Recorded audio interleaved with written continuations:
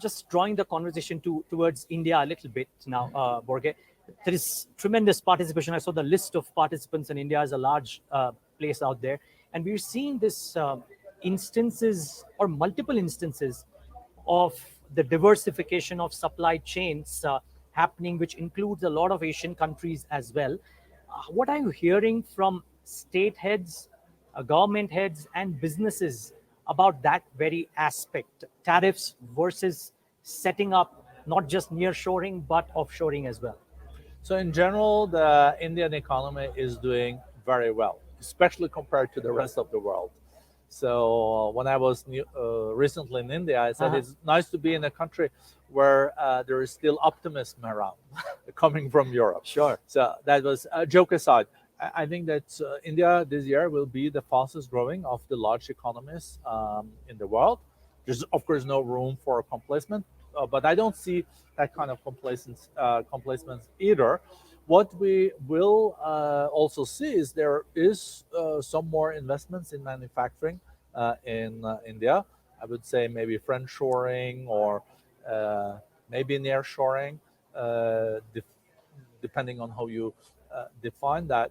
I think for India moving forward with the demography, there's still a lot of more young people, quite tech-savvy people. The competition in the future will really be among those nations that are on top of the new technologies, who have the knowledge and who apply artificial intelligence, machine learning, use the big data that is like the new oxygen in the economy, and commercializes this. And I think India is pretty well prepared for this. So one is the growth. Sorry, last 2 or 3 questions. One is the growth numbers that a country does go through, or the economy grows at. 2 is the inclusion of growth, and 3 is what global companies feel about how they want to participate in that growth. Yeah. On the third point, Børge, because you would have a pulse of what global companies worldwide are saying, what is it that is coming out from large corporations about using India or other economies for setting up manufacturing bases or becoming large trade partners with them?